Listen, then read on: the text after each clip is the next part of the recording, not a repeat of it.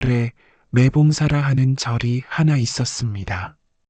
이 절의 주지 묘각 스님은 60을 넘긴 나이에도 위엄 있는 모습과 깊고 그윽한 목소리로 마을 사람들의 존경을 받고 있었지요. 하지만 그 명성 뒤에는 추악한 비밀이 숨겨져 있었답니다.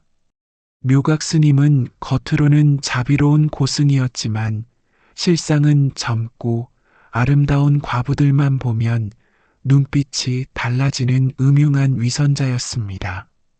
그는 불심을 키워준다는 명목으로 과부들을 절에 불러들여 은밀한 시간을 가졌지요. 불도를 깨닫기 위해서는 세속의 고통도 함께 겪어야 하는 법이지요. 과부님의 외로움은 나와 함께라면 사라질 것입니다. 이런 달콤한 말로 순진한 과부들의 마음을 흔들어 놓곤 했답니다.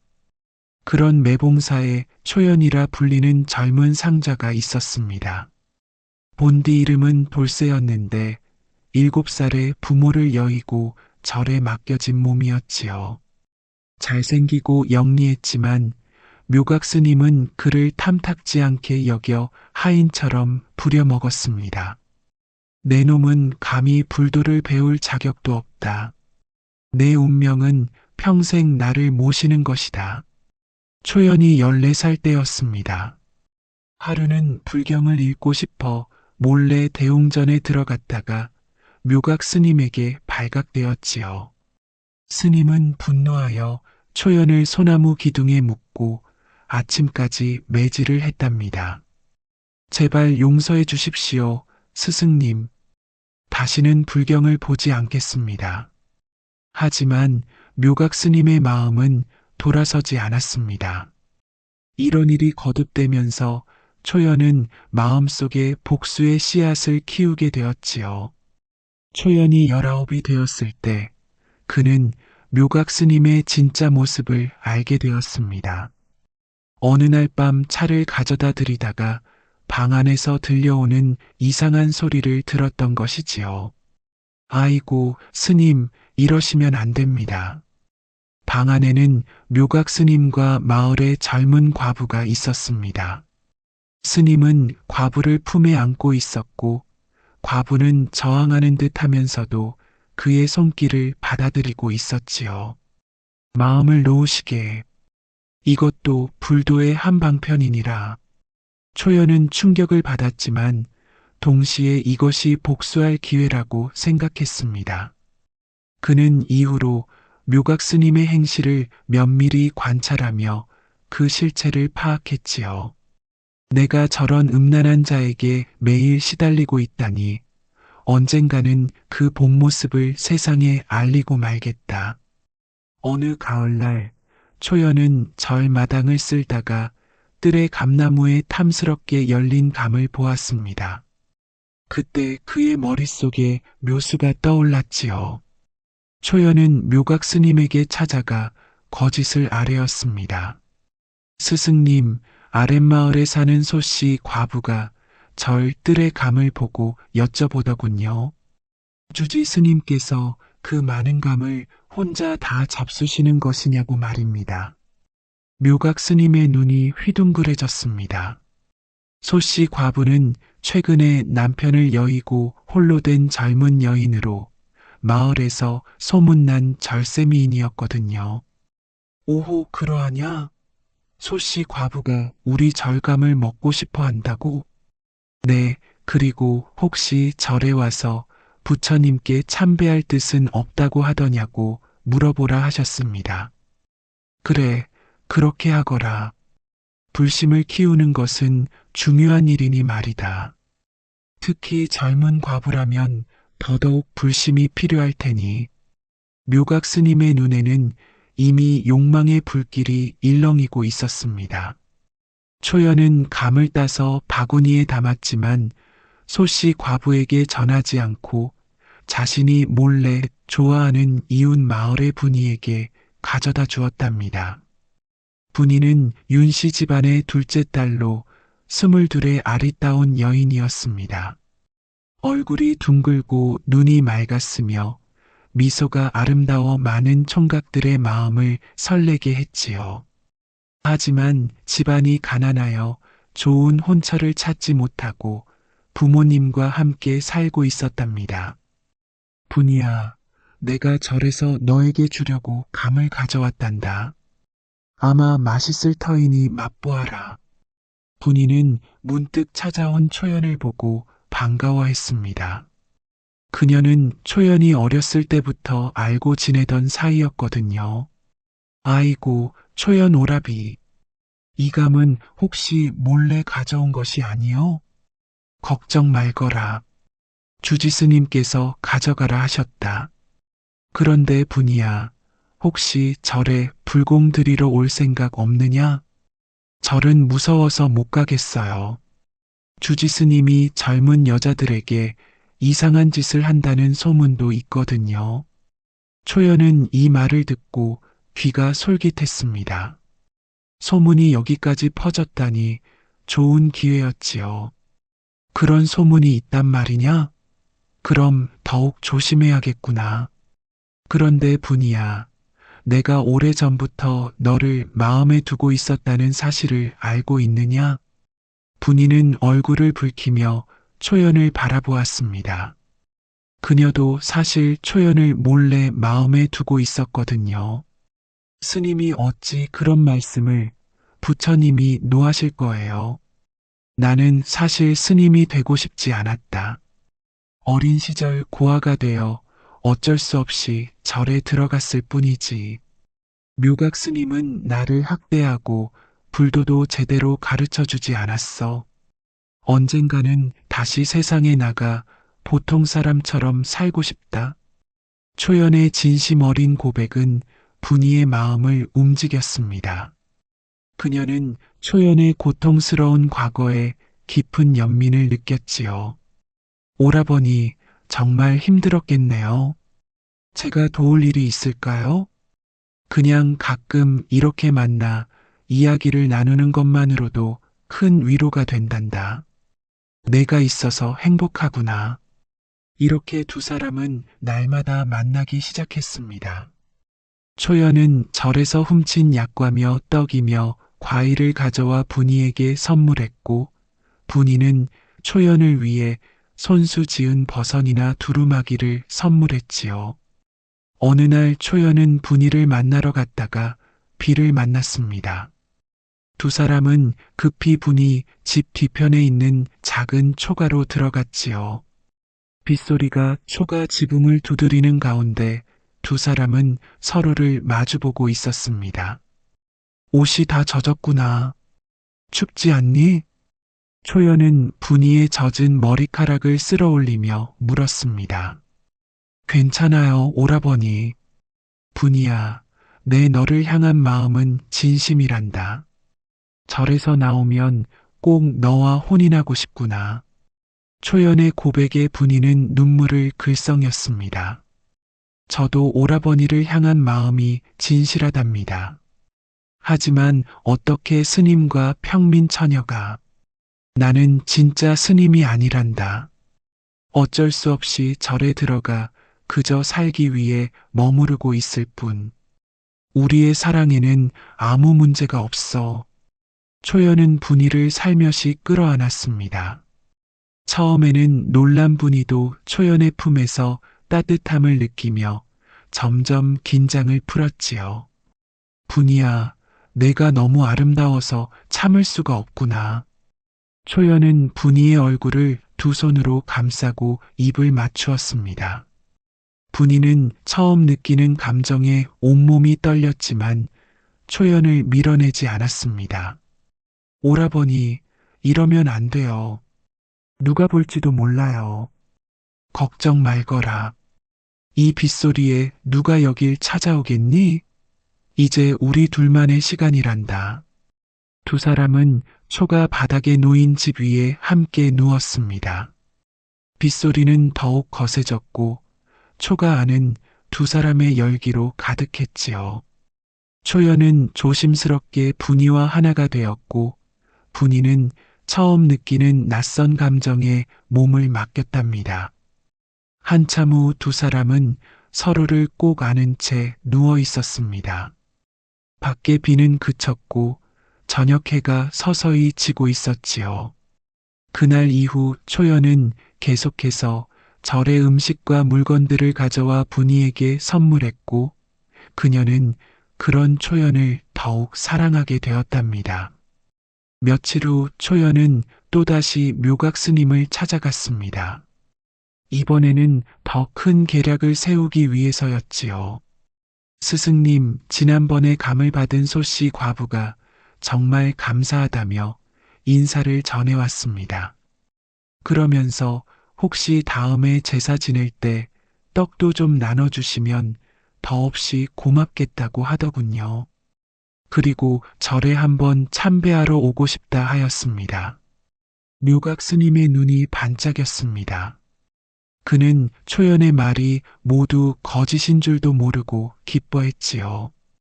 그러하냐? 언제쯤 오신다 하더냐? 다음 보름날쯤이면 좋겠다고 하였습니다.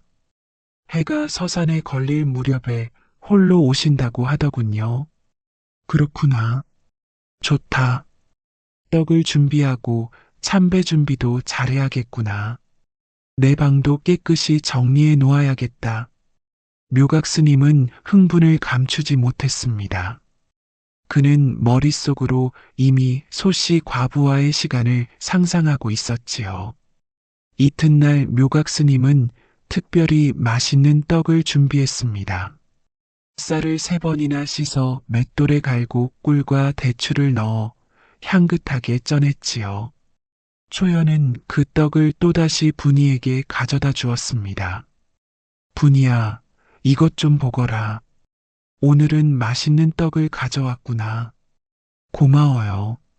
하지만 이렇게 자주 절에 물건을 가져오면 안 될 것 같아요. 언젠간 들킬 거예요.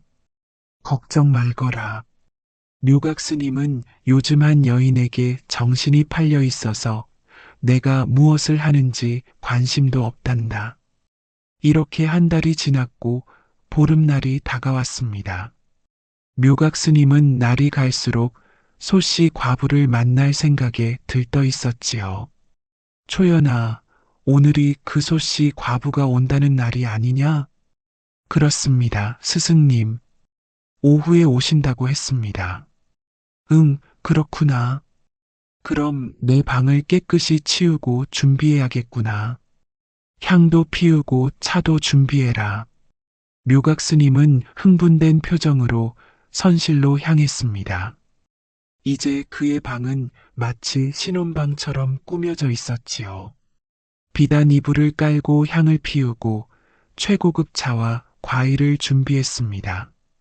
초연은 기회를 노려 아랫마을로 달려갔습니다.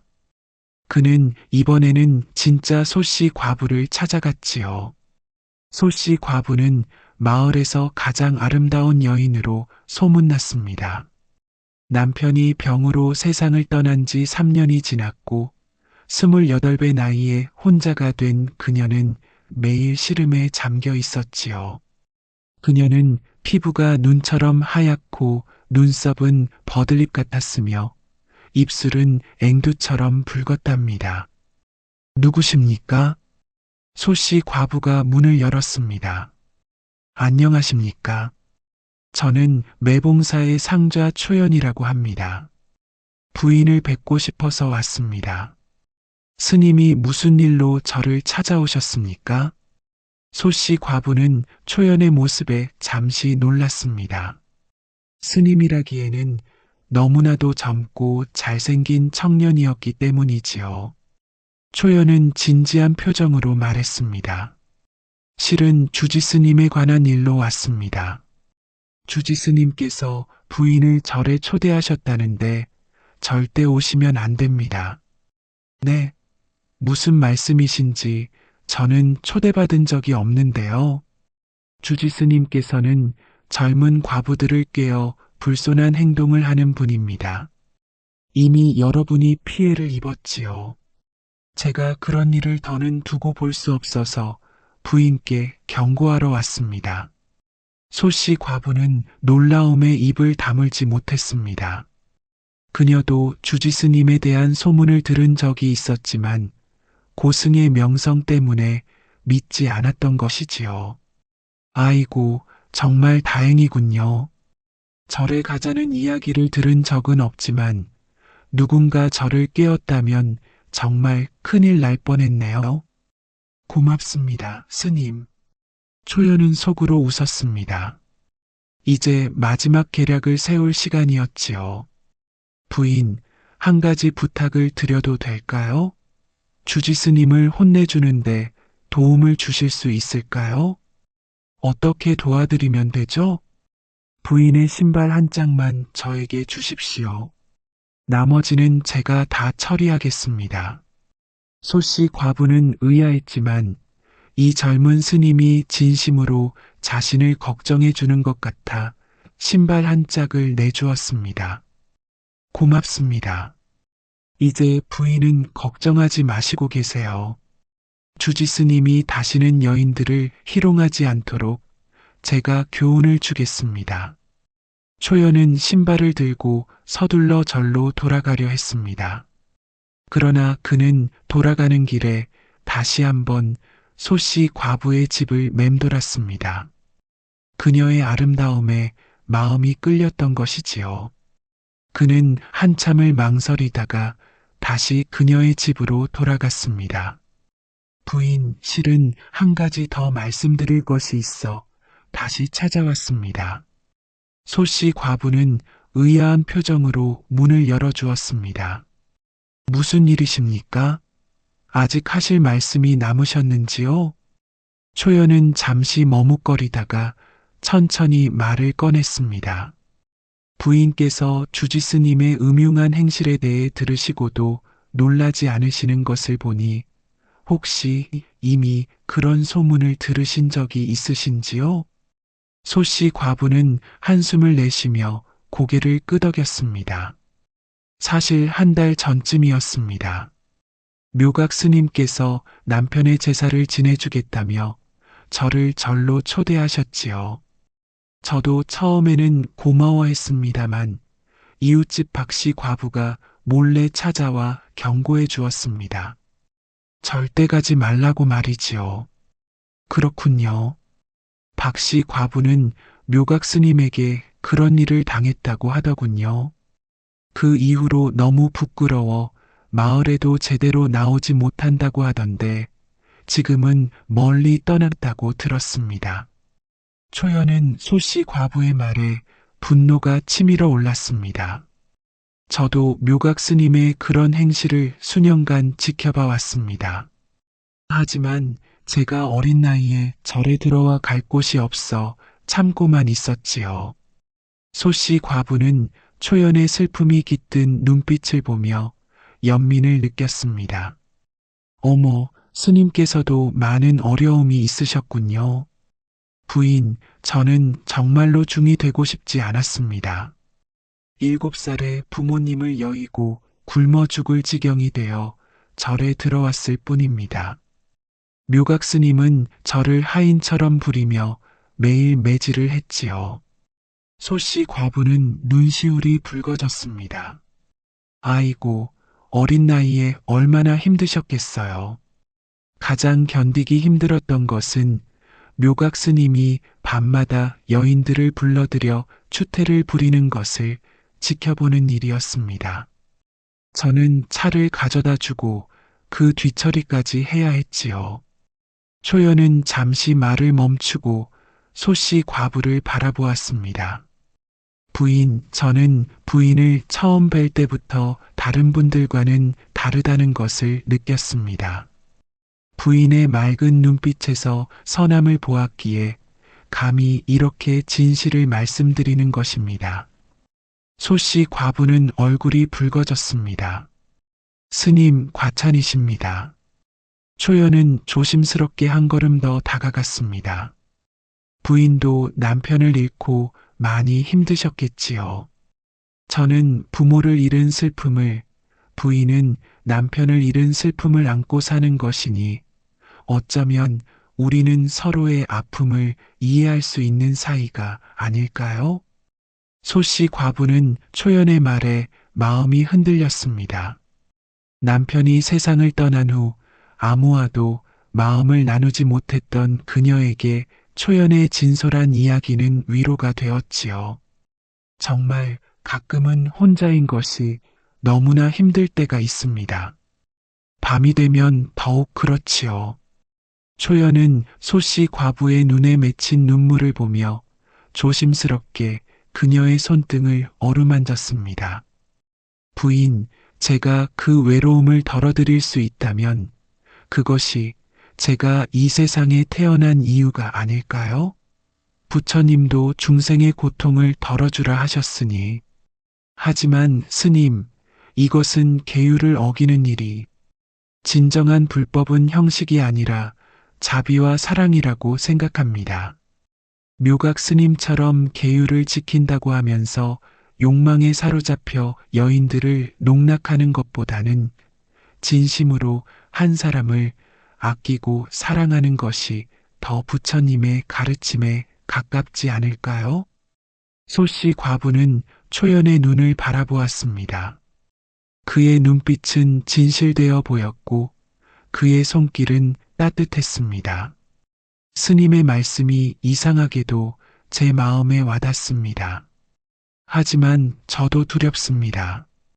부인, 하지만 지금 이 순간 부인과 함께 있고 싶다는 마음이 그 두려움보다 더 큽니다. 어쩌면 이것이 전생에서부터 정해진 인연인지도 모르겠습니다. 초연은 소씨 과부의 얼굴을 부드럽게 어루만졌습니다. 그녀는 처음에는 놀라 움찔했지만 초연의 따뜻한 손길에 점점 긴장이 풀어졌지요. 부인, 잠시만이라도 저와 함께 이 외로움을 잊어보시지 않겠습니까? 소씨 과부는 망설이다가 작게 고개를 끄덕였습니다. 남편을 잃은 후 처음으로 느끼는 따뜻한 위로와 설렘에 그녀의 마음은 이미 기울어져 있었던 것이지요. 초연은 조심스럽게 소씨 과부를 품에 안았습니다.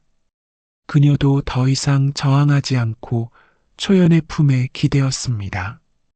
그렇게 두 사람은 서로의 외로움을 달래며 은밀한 시간을 보내게 되었답니다. 초연은 소씨 과부를 품에 안으며 속으로 생각했습니다. 이것이 바로 묘각 스님이 즐기던 것이구나. 이제 나도 그 맛을 알겠다. 묘각 스님이 탐내던 여인을 내가 차지하니 더욱 달콤하구나. 초연은 자신의 행동에 약간의 죄책감도 느꼈지만 곧 그것을 묘각 스님에 대한 복수라고 합리화했습니다. 그는 소씨 과부의 품을 떠나며 다시 만나자고 약속했지요.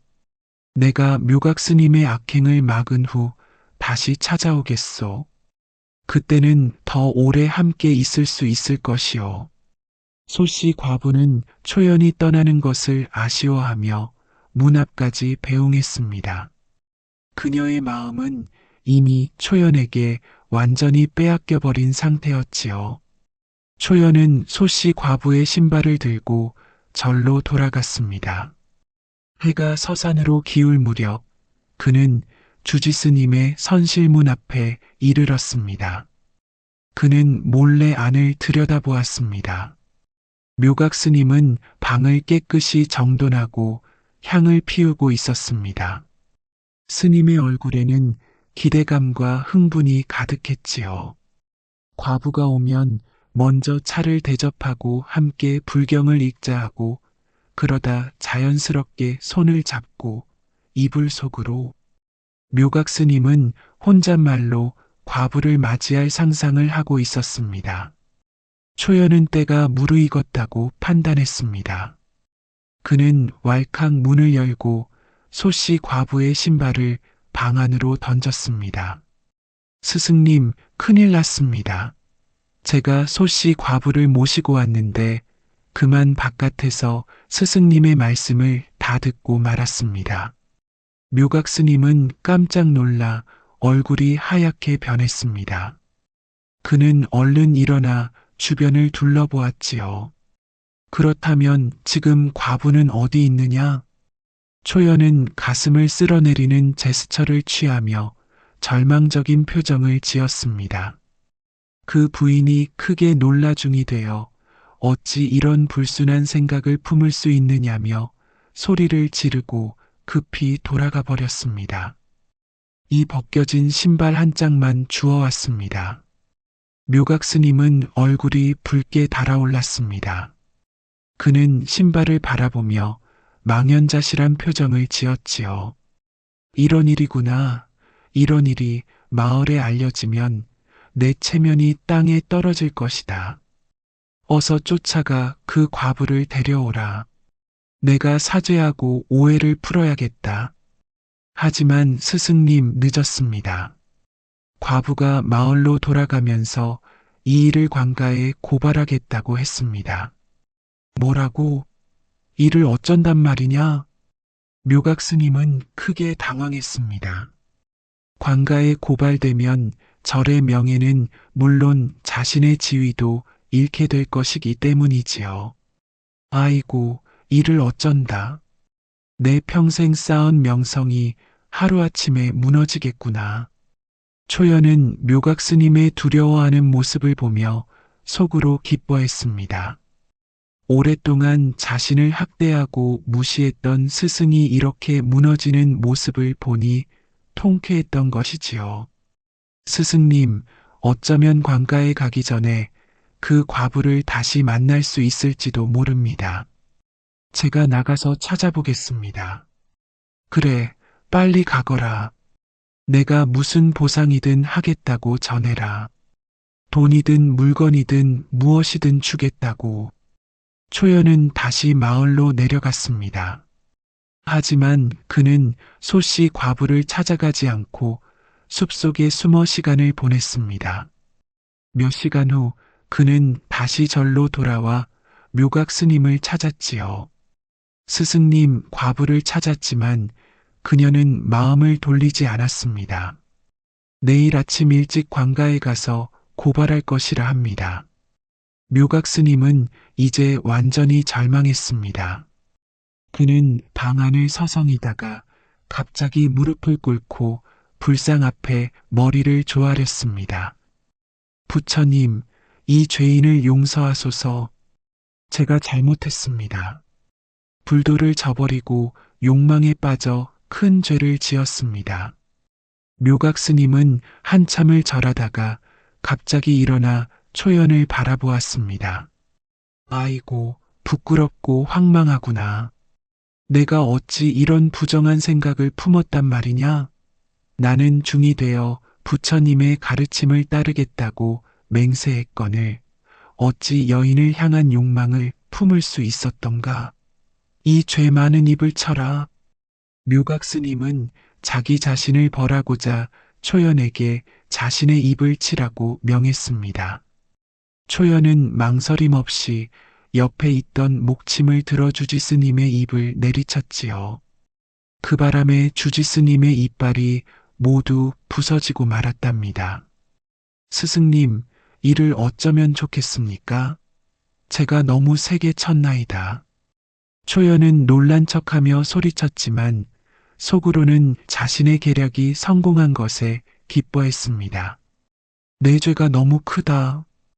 당분간 외부인을 만나지 않고 깊이 참회하겠다. 너는 절의 일을 대신 돌보아라. 초연은 공손히 고개를 숙였지만 속으로는 환호성을 질렀습니다. 이제 그는 절의 실질적인 주인이 된 것이나 다름없었기 때문이지요. 그날 이후 묘각 스님은 깊은 참회의 시간을 갖고 외부인을 만나지 않았습니다. 그는 자신의 방에 틀어박혀 하루 종일 불경을 읽고 참회문을 외웠지요. 간혹 밖으로 나와도 얼굴을 가리고 다녔는데 이는 부서진 이빨 때문에 창피했기 때문입니다. 초연은 이 기회를 이용해 더욱 대담하게 행동했습니다. 그는 절의 재물을 가져다 소씨 과부와 분이에게 나누어 주며 두 여인 모두와 깊은 관계를 맺었지요. 분이에게는 주지스님이 자신에게 절의 살림을 맡겼다고 거짓말을 하며 더 많은 선물을 가져다 주었고 소씨 과부에게는 곧 절을 떠나 함께 살 것이라며 달콤한 약속을 했습니다. 초연 오라버니, 정말 우리가 함께 살 수 있을까요? 물론이지. 내가 절의 재물을 조금씩 모으고 있으니 곧 우리가 살 집도 마련할 수 있을 거야. 초연은 분이에게 이렇게 말하면서 소씨 과부에게도 비슷한 약속을 했습니다.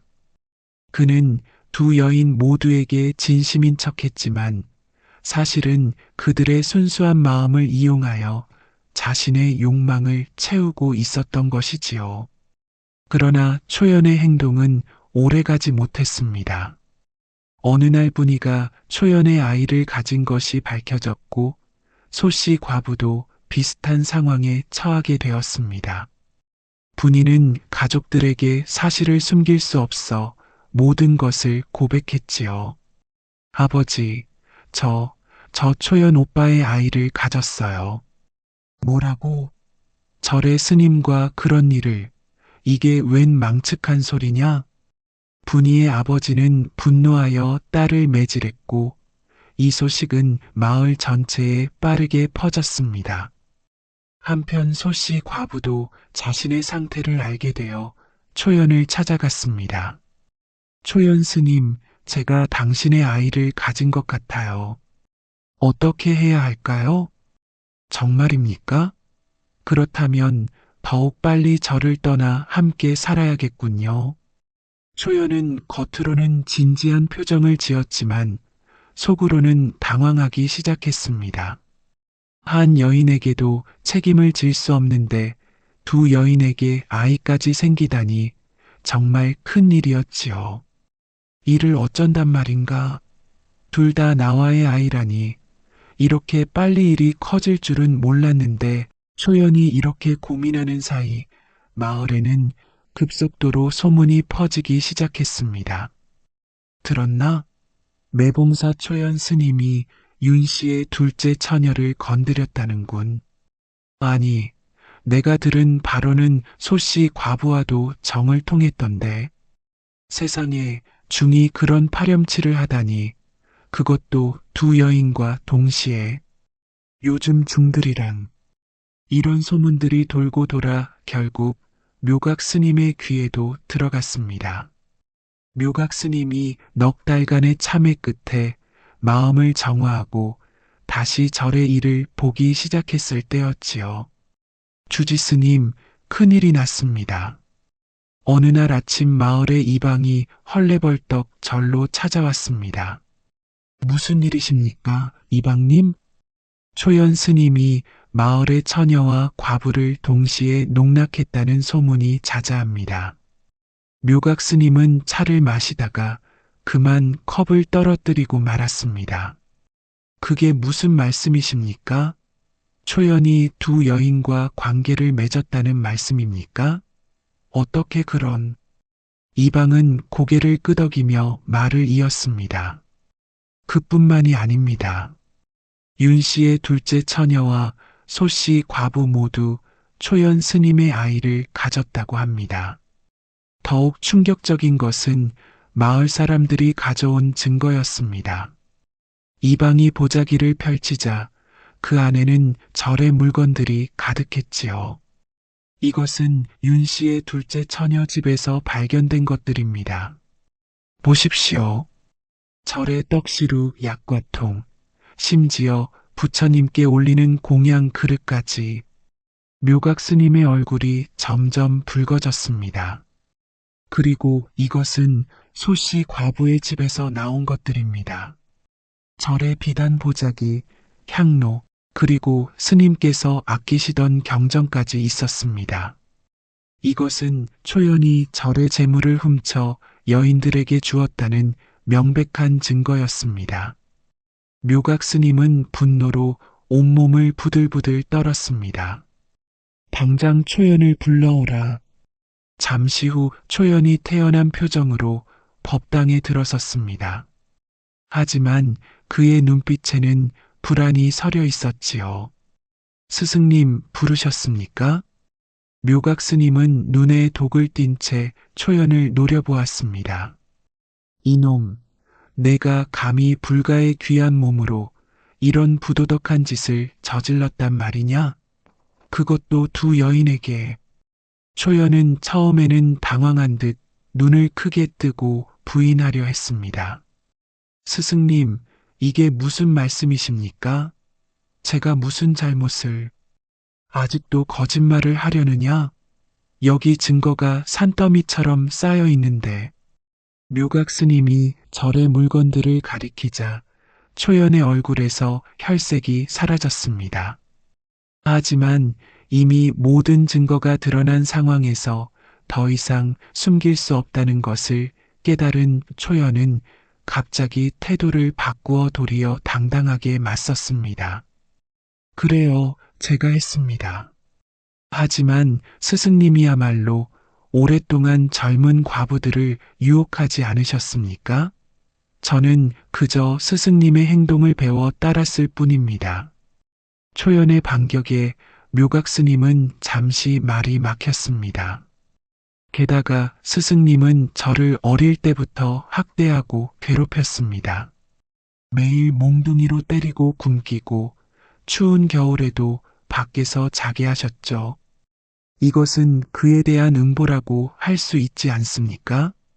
초연의 목소리에는 오랜 세월 쌓인 원한이 묻어났습니다. 법당 안에 있던 승려들도 숨을 죽이고 두 사람의 대치를 지켜보았지요. 묘각 스님은 초연의 말에 충격을 받았지만 이미 자신의 잘못을 참회한 후였기에 더욱 분노했습니다. 내가 과거에 잘못했다고 해서 내 죄가 사라지는 것은 아니다. 나는 이미 참회하고 새 사람이 되었거늘 너는 아직도 욕망의 구렁텅이에서 헤어나지 못하고 있구나. 묘각 스님은 벌떡 일어나 초연을 가리키며 천둥 같은 목소리로 외쳤습니다. 이놈은 절에서 당장 나가라. 다시는 이곳에 발을 들이지 말거라. 내가 저지른 죄는 부처님도 용서하지 않으실 것이다. 좋습니다. 어차피 이런 위선적인 곳에는 더 이상 있고 싶지도 않습니다. 저는 떠나겠습니다. 초연은 승복을 벗어던지고 법당을 박차고 나갔습니다. 그의 뒷모습에는 분노와 함께 묘한 해방감이 서려 있었지요. 문 밖에서는 마을 사람들이 모여 수군거리고 있었습니다. 저기 나온다. 파괴승이다. 쯧쯧, 젊은 것이 버릇이 없어. 두 여인의 인생을 망쳐놓고도 저리 당당하다니. 초연은 그들의 시선과 비난을 등진 채 저를 떠났습니다. 그러나 그의 마음속에는 아직도 후회나 반성의 기미가 보이지 않았지요. 이렇게 초연은 매봉사에서 쫓겨나게 되었습니다. 하지만 그의 불행은 여기서 끝나지 않았습니다. 분이와 소씨 과부는 초연이 여러 명을 농락했다는 사실을 알게 되어 크게 상처받았고 그를 원망했답니다. 아버지, 제가 어찌 그리 어리석었는지 초연 오빠가 저만 사랑한다고 믿었는데 걱정 말거라. 내가 너와 아이를 돌볼 것이다. 그 못된 중놈은 반드시 천벌을 받을 것이다. 한편 소씨 과부도 비슷한 상황에 처했습니다. 그녀는 아이를 홀로 키우기로 결심했지만 마을에서의 시선이 따가워 결국 다른 마을로 이사를 가야 했지요. 초연은 절을 떠나 스스로 탁발승이 되어 여기저기를 떠돌아다녔습니다. 그는 본성을 고치지 못하고 가는 곳마다 순진한 여인들에게 접근하여 음식과 재물을 얻어내고 그들의 순결을 빼앗는 나쁜 행동을 계속했지요.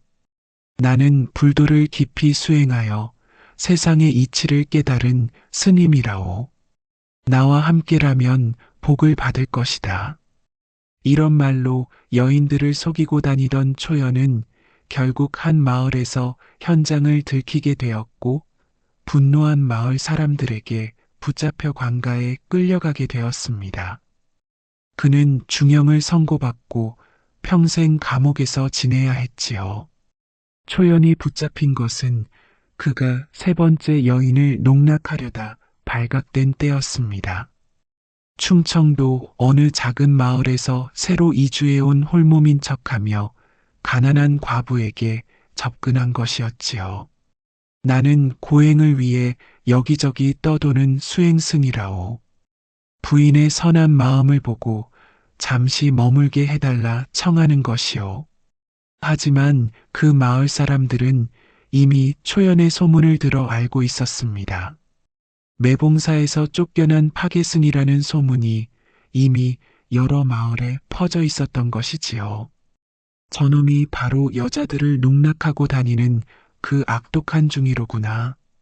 감히 우리 마을까지 와서 더러운 짓을 하려드다니. 마을 사람들은 분노하여 초연을 붙잡았고 그를 곧바로 관가에 넘겼습니다. 관가에서는 이미 여러 마을에서 올라온 고발장을 받아 초연을 수배하고 있었던 터였지요. 내 놈은 승려의 몸으로 여러 여인을 농락하고 절의 재물까지 훔친 죄인이다. 엄벌에 처하노라. 관찰사는 초연에게 곤장 100대와 함께 10년 이상의 감옥살이를 선고했습니다. 초연은 결국 차가운 옥중에서 자신의 욕망이 불러온 결과를 뼈저리게 깨닫게 되었답니다. 한편 묘각 스님은 초연의 일로 더욱 깊은 참회의 시간을 갖고 진정한 불도를 찾기 위해 깊은 산속으로 들어가 은거하게 되었습니다. 그는 다시는 여인을 탐하지 않고 오직 부처님의 가르침만을 따르며 살았다고 합니다. 산속에서 홀로 지내며 묘각 스님은 매일 새벽부터 밤늦게까지 경전을 읽고 명상에 잠겼습니다. 차가운 바위에서 자고 나무 열매와 샘물로만 연명하는 고행을 통해 자신의 죄업을 씻어내려 노력했지요. 내가 어찌 그리도 어리석었던가. 불법을 전한다 하면서 정작 나 자신이 욕망의 노예가 되어 있었구나. 수년이 지난 후 그는 진정한 깨달음을 얻어 많은 제자들을 가르치는 고승이 되었다고 하지요. 그는 자신의 과거를 숨기지 않고 제자들에게 솔직히 털어놓으며 교훈으로 삼았습니다. 내가 과거에 큰 잘못을 저질렀으나 부처님의 자비로 참회할 기회를 얻었다. 욕망은 고통의 근원이니 모든 중생은 이를 경계해야 한다. 특히 수행자라 하여 자만하면 더 큰 구렁텅이에 빠질 수 있음을 명심하라. 스승님, 그렇다면 욕망을 어떻게 다스려야 합니까? 젊은 제자가 물었습니다. 욕망 자체를 악으로 여기지 말라. 다만 그것에 휩쓸리지 않도록 늘 깨어있는 마음을 가져라. 욕망이 일어나면 그것을 있는 그대로 바라보되 거기에 집착하지 말고 흘려보내라. 마치 구름이 하늘을 지나가듯이 말이다. 묘각 스님의 가르침은 많은 이들에게 큰 울림을 주었습니다. 자신의 잘못을 솔직히 인정하고 그것을 통해 더 깊은 깨달음을 얻은 그의 모습에서 사람들은 진정한 회개와 성장의 의미를 배웠지요. 분이는 아이를 낳아 훌륭하게 키웠습니다. 처음에는 마을 사람들의 시선이 따가웠지만 그녀의 성실하고 착한 마음을 아는 이웃들이 하나둘 도움의 손길을 내밀었지요.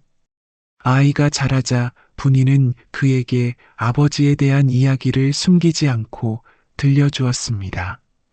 내 아버지는 욕심에 눈이 멀어 잘못된 길을 걸었단다. 하지만 그것이 내 잘못은 아니니 너는 바르고 선하게 자라서 누구에게도 부끄럽지 않은 사람이 되어야 한다. 아이는 어머니의 가르침을 마음에 새기며 성실하게 자랐고 훗날 마을에서 가장 존경받는 선비가 되었다고 합니다. 소씨 과부 역시 다른 마을로 이주한 후 새로운 삶을 시작했습니다. 그녀는 초연의 일을 교훈 삼아 더욱 신중하게 살았고 나중에 진실로 그녀를 아끼는 좋은 남자를 만나 재혼하여 행복하게 살았다고 전해집니다. 이렇게 음흉한 주지스님과 교활한 상자 모두 자신들의 욕망으로 인해 고통의 길을 걸었지만 결국 각자의 방식으로 깨달음을 얻게 되었다는 교훈을 전해주고 있습니다. 욕망은 일시적인 쾌락을 줄 수 있지만 그 끝에는 항상 고통이 따른다는 부처님의 가르침이 담겨 있는 이야기였지요. 이 이야기는 불교의 가르침 중 하나인 욕망의 불길은 태울수록 더 크게 번진다는 교훈을 담고 있습니다. 묘각 스님과 초연 모두 자신의 욕망을 통제하지 못해 결국 큰 고통을 겪게 되었고 그 과정에서 무고한 여인들까지 상처받게 만들었지요. 하지만 이 이야기에서 가장 중요한 교훈은 진정한 참회와 깨달음의 힘입니다. 묘각 스님은 자신의 잘못을 깊이 뉘우치고 진심으로 참회한 후 오히려 더 큰 지혜를 얻어 많은 이들을 올바른 길로 인도하는 스승이 되었습니다. 반면 초연은 끝까지 자신의 행동을 정당화하려 했고 그 결과 더 큰 나락으로 떨어지게 되었지요. 세월이 흘러 묘각 스님의 명성이 다시 널리 퍼지게 되었을 때 한 젊은 승려가 그를 찾아와 물었습니다. 스승님, 저도 때로는 세속의 유혹에 흔들릴 때가 있습니다. 어떻게 하면 마음을 굳건히 지킬 수 있겠습니까? 묘각 스님은 잠시 멀리 산봉우리를 바라보다가 천천히 입을 열었습니다. 젊은 수행자여, 나 역시 그대와 같은 나이에는 자만심에 가득 차 있었다.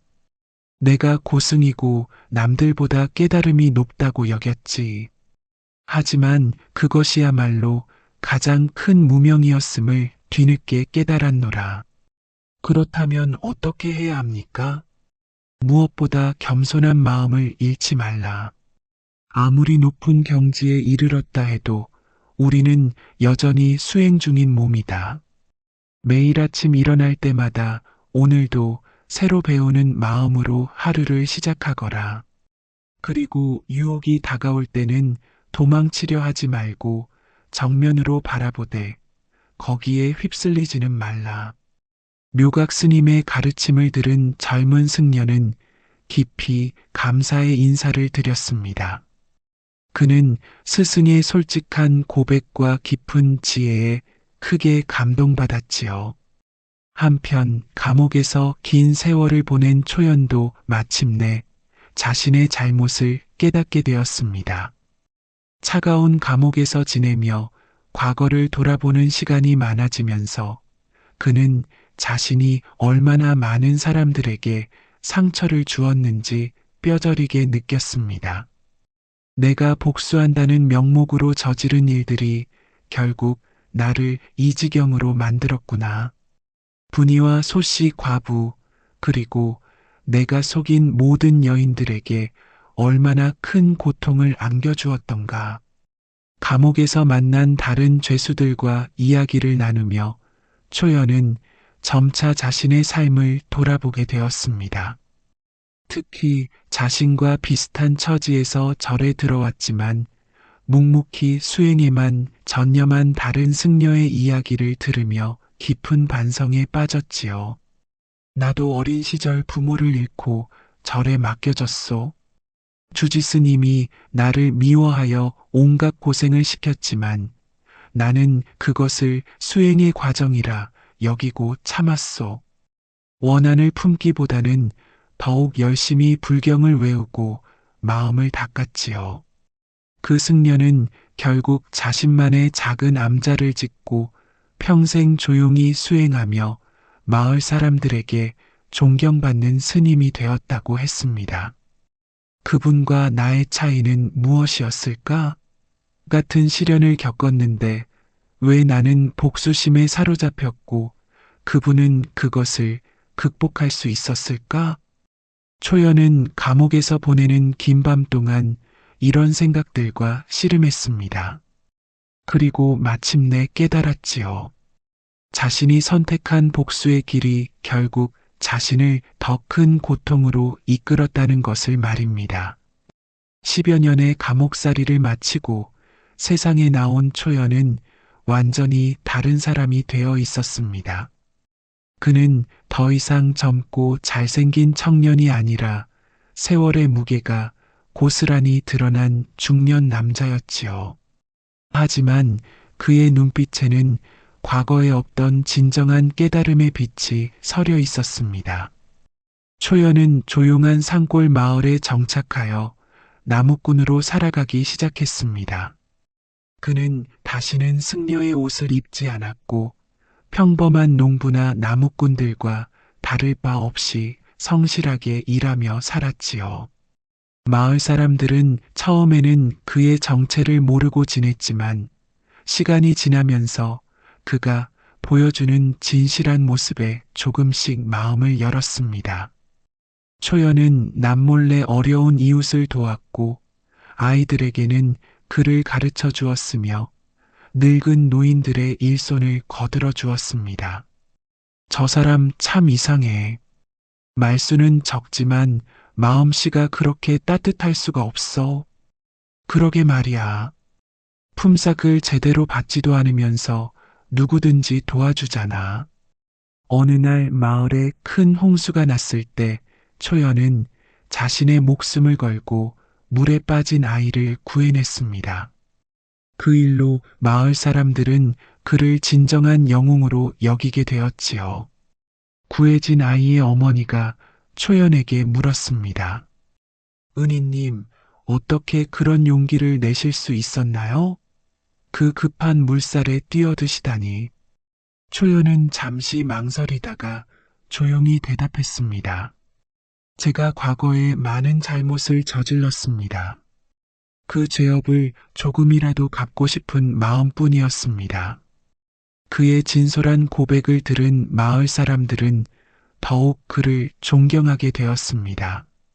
과거의 잘못을 숨기지 않고 인정하며 그것을 바탕으로 더 나은 사람이 되려 노력하는 모습에서 진정한 회개의 의미를 보았기 때문이지요.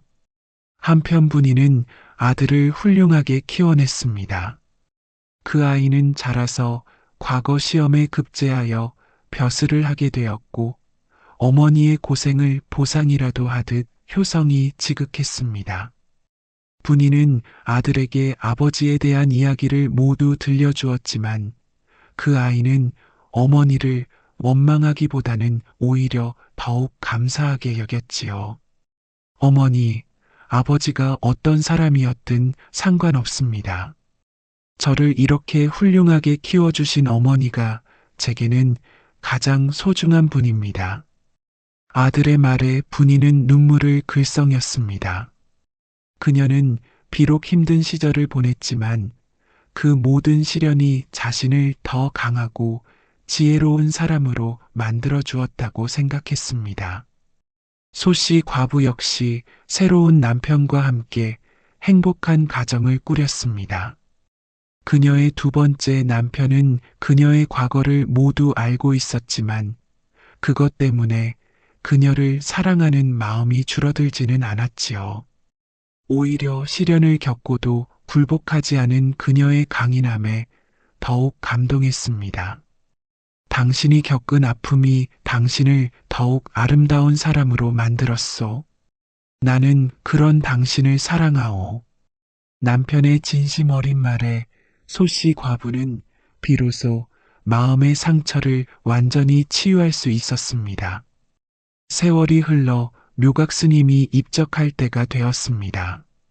그는 임종을 앞두고 제자들을 불러 마지막 가르침을 전했습니다. 나는 평생 두 번의 큰 깨달음을 얻었다. 첫 번째는 욕망에 빠져 타락했을 때, 두 번째는 그 잘못을 인정하고 참회할 때였다. 어쩌면 첫 번째 타락이 없었다면 두 번째 깨달음도 없었을 것이다. 인생의 모든 경험은 깨달음의 양식이 될 수 있다는 것을 명심하라. 묘각 스님의 입적 소식은 멀리까지 퍼졌고 그의 가르침을 받은 수많은 제자들이 모여들었습니다. 그들은 스승의 솔직하고 진실한 가르침을 평생 잊지 않겠다고 다짐했지요. 초연도 묘각 스님의 입적 소식을 들었습니다. 그는 혼자 조용히 스승을 위해 기도했습니다. 한때는 원수처럼 여겼던 그 스승이지만 이제는 자신에게도 소중한 가르침을 준 분이라는 것을 깨달았기 때문이지요.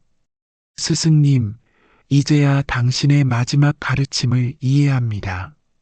제 잘못된 복수심이 결국 저를 더 큰 고통으로 이끌었다는 것을, 그리고 진정한 용서와 깨달음이 무엇인지를 깨달았습니다.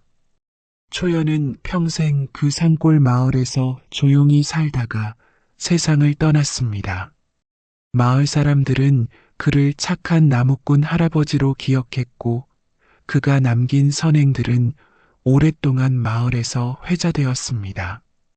이렇게 욕망에 빠져 타락했던 두 사람은 각자 다른 길을 통해 결국 구원에 이르렀습니다.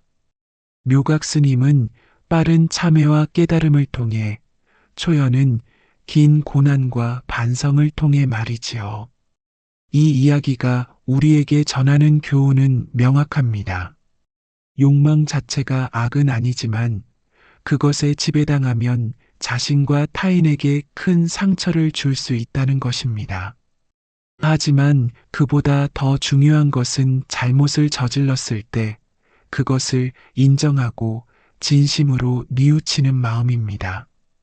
진정한 불도는 욕망을 버리고 자비와 지혜를 실천하는 것이며 넘어졌을 때는 다시 일어나 더욱 견고한 마음으로 수행에 정진하는 것임을 보여주는 이야기였습니다. 오늘날에도 많은 이들이 욕망과 유혹 앞에서 흔들리고 때로는 잘못된 선택을 합니다. 하지만 이 이야기처럼 진정한 참회와 깨달음을 통해 누구나 새로운 삶을 시작할 수 있다는 희망의 메시지를 전해주고 있습니다. 고요한 산사에서 울려 퍼지는 범종 소리처럼 이 이야기의 교훈도 우리 마음속 깊이 울려 퍼져 더 나은 삶을 살아갈 수 있는 지혜가 되어 주기를 바랍니다.